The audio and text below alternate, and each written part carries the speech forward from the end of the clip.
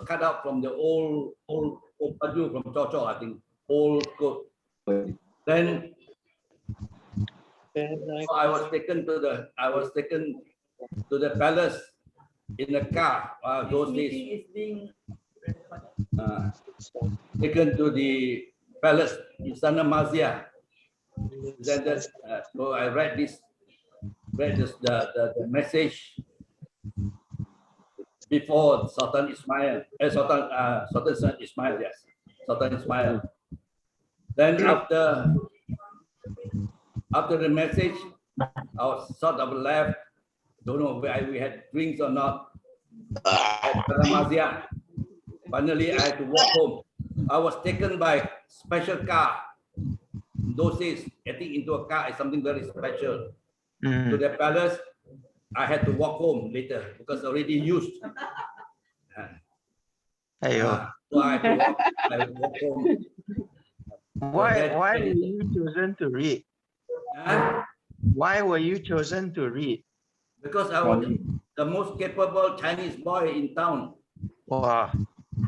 They read in Malay. And right,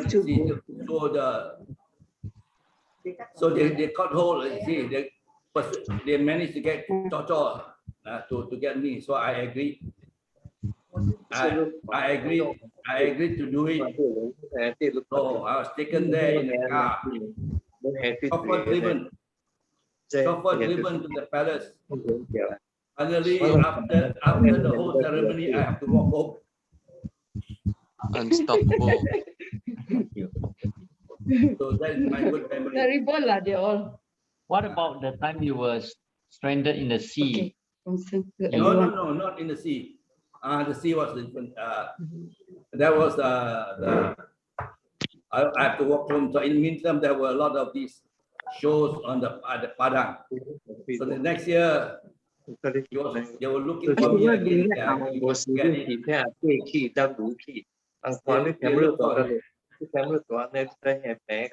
I had my pride. So, you want me? You come with a big car, with a car, all well polished and shiny. So I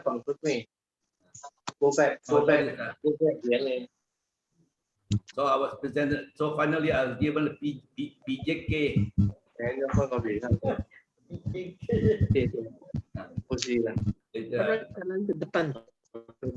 So that is an experience. Or lost in the island, lost in Pulau Kapas. Okay, that is this is the story I not told. Let Kong Kong speak. Everyone else cannot hear. Yeah, can everyone else mute your mic unless you're talking? Everyone else. Can the host do that? Except for Kong Kong. Kong Kong should stay on mic all the time. Oh, all the time. You want to hear from Hong Kong, okay? Yeah. Hong Kong, yeah. Because I think this is the episode never told, not never told. Only Mama was. We were living in a kampung house. We were living in a kampung house, Banggol, behind Banggol. Behind Banggol. I was about the age of 22 or 23 like that. It was living on. There was an ice cream seller, old man, who an ice cream potong in the tube that cut. You meet him every day. He would come back evening. When I go out, we never talk to each other. We never greeted each other because so he was living next door. So one morning, early morning, people shouting, "Orang dah lagu!" People jump into the this is well. Somebody wanted to commit suicide. So they found out then this was the old man. They pulled him up. So he wanted to commit suicide by jumping into the well. But he said this is why he didn't sink. He kept on floating up, whether it was God. So when they took him, the police came. They took him to a hospital, and he was put in a hospital. Then I heard about it. We were just. He was living actually next door, in the next house under the house. You know, ice cream seller. So this old man. So when I heard that, I cycled to hospital to see him in the ward. So I used to visit him every day there and ask him why this one. He said what happened was that he had this dinner, and this dinner in the shop, Aman shop, gave me that. And then the splinter, I think the bone got stuck. He got with the bone. The bone stuck to his throat, and he had fever at home. Nobody knew. He didn't call anybody while it's next to the house. So he has admitted he had fever and all this. Then later, it was okay. So I used to visit him, give him $1, $2 for buy breakfast. I had no money, not much money, not. So later he was discharged. When he's discharged, every night, every day, Mama would just make breakfast, lunch, and dinner for him. Quick, simple dinner. Just the next door, we will just walk across. We are feeding him. So I would take his ice cream potong knife away. So thinking that he would commit suicide. So every night when I came back from the tuition class, I would peep and see what he was doing. He was put with the legs, his chin on the leg. He'd be sort of ruminating, thinking away what he was going to do. So I would pop into the house. So one night he said, you see, he was thinking of going back to Kuantan, where his old tauke. The tauke went bankrupt. He was working the tauke for years. So he thought of, he decided to go back to Kuantan. So, but he had no money. He wanted to ask me whether they could sell the old rusty bicycle. So, but he needed only $6 to buy a bus ticket. To buy a bus ticket to go to $6 only to Kuantan. I had only 10 cents in my pocket. So how to do? So whom did I go to? I went to see Uncle Kwanjin to borrow from him. Borrowed $10. So the next night I gave to this old man. He knelt down and prayed. I say that was very. I was thinking, how can an old man fit to be my father? He knelt down and bowed to me. I said, so he said that I have not seen. May you be blessed with good children. This is so when he got his money, he went back to bought the ticket and left the bicycle there. Then went back to this. He went back and he got somebody to write the letter thanking me. And it was very, very touching. The old man bowing, kneeling, prostrated before, like as if I was a sultan. So that was the story of helping an old man. So that's a special story.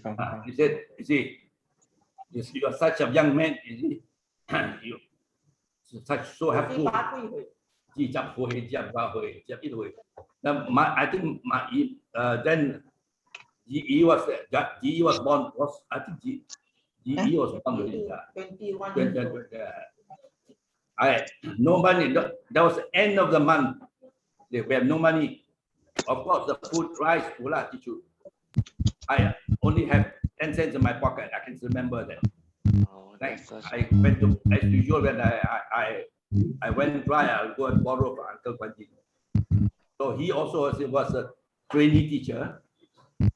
So I borrowed $10 and gave to the old man. The old man needed only $6. So I gave him $10. So he was so grateful. Huh? You also help Naya and Prakash. Oh, Especially yeah. Prakash. That's Prasad died in front of me. an amazing story, Prasad, how you help him. Yeah, I thought I got you to cut you so that he will have his what is this, the angioplasty or anyone. This one to heaven.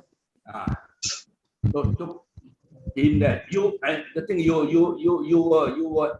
were not in town, you were not in here.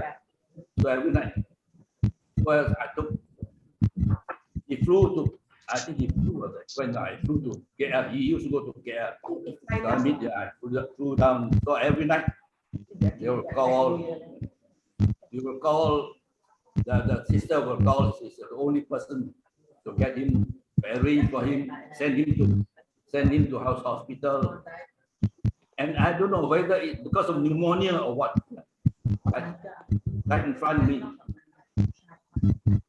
And Pa has to. Pa went to see him every day, but always getting lost. No way to help you. And then you go there and feed him porridge and all these things, isn't it? Feeding him. And when he died, I don't know whether it eat drug or whatever. And when he died, also they called you. You're the first person. Oh no, I was there. He died the last breath. In front, I was looking. No. When I went there, see, when he was being his last. Even Naya, so you made him. The Naya in Terengganu, I wasn't. No, when he died, I wasn't there. Actually. But this is Prasad, the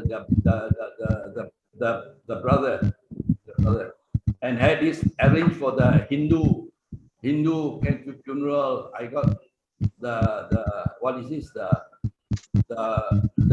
in hospital they have this the funeral undertakers to take care for Hindu.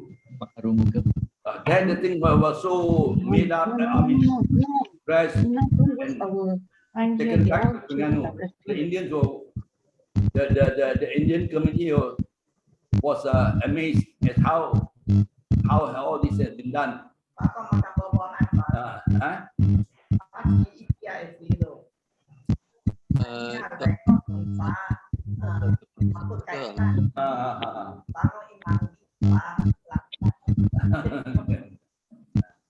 Like this, sorry, I think we need to go soon. But the process is still alive. Okay. saying, Chris and Grace. Bye. and we also want to make an announcement, and I promise it's not about vaccines. Are you there? Yeah, what? The next Listen, got announcement. announce something. Oh, Grace is pregnant. My Grace. It will be another boy for your mother. Due in February. Okay. Congratulations, another boy for your mother. Congratulations, congratulations. Now, how many 13? I mean, I was hoping that six children will give 36 grandchildren. Makabase lah. Yeah, well, how did we feed? How did I feed the 6? I'm amazed. Father got 13 grandchildren. Sophia is the 13th one. Yeah. I don't know. I was, when people ask me, I say, Sophia is also number 13, the other side. Yes. yeah, Both sides the number 13. Yeah. One, three. Kong, can you Okay, mother SIA on number 13. Yeah. That's No the more last COVID number. next year. No more what? COVID next year. No more COVID. Alhamdulillah. You know what the meaning? You being in the prison, you should know. Alhamdulillah. Teacher for prison. Praise to God. Alhamdulillah. That's the meaning. And you say it wrongly in Afghanistan, you have your head chopped off. Yeah, prison there. Every Wednesday is caning day there. Where? Cane up. Where? Afghanistan. Where? You mean in Pulau Kerengga? Pulau Kerengga, is it? John? Yeah. They Huh? Jordan. Say louder, louder. Hi. Jordan. Hujan? Elijah saying congrats. Yeah. Oh, What do you think, John? No, Elijah said congrats, Chris and When is Grace. thing due again? Oh, congratulations. Very interesting that Ping and Chris got married around the same time. No lah. John, you belum bangun lah you. So I Grace think- Tan, you point to the next mother. It was 1 year apart only. 1 year plus apart lah. Year and a half. July and December. Okay, thanks. Grace, okay, you are Everyone. Grace, this, yeah. What is the surname? Grace what? Tan. Grace Tan. Suntan lah. Grace Tan. Suntan. So it'll be Malaysian so. UK citizen now. and They will have a choice actually. But you know, when you this one, you have to register this one at the embassy. I think Yeah. online. you have to register this one to be registered as a Malaysian. Yeah. Are you taking up the UK citizenship? No, we are keeping our Malaysian passports. There's no reason. You can have dual citizenship, never mind. Make sure you don't make mistake. No lah. No. I think some people do that, but we're not too fast. We're not too bothered about it. We are happy to keep our Malaysian passports. Okay, we will get Mai to fly over to take care of baby, Mai. Oh, Get Mai to fly over to take care of Your baby. baby is on the flight. You mean you have to look after Ma in London? I need to learn Your mom can retire and go there. Ma is I sleeping need already. to learn the technique of cleaning buttock with the foot like Kopo. Yeah, we all experienced the foot washing butt. The butt Okay. washing. We're going to go now. Ma does it. What did they allow? 40 minutes. Is it? No, they extended it. They extended it to no limit. How interesting is your this one the course, Christopher? Training 4 years, but probably do PhD also. So another 3. So this will lead to the PhD, is it? No. So I will probably do a PhD at some point as well. That's just the general trajectory for people on this course. And then at the end of 4 years of clinical training, 3 years PhD, then most people go on to be a consultant. This will be test or not exam for this one. There will be To write exams. papers or your papers. Unfortunately, more exams. Huh? Unfortunately, more exams. More exam. Yeah. It is not writing your papers and all this research. Got lah, that's also separate. So you are given the full scholarship, is it? Well, I'm working. Yeah, Or you're working as well. Yeah. So It's you're a- still seeing patients.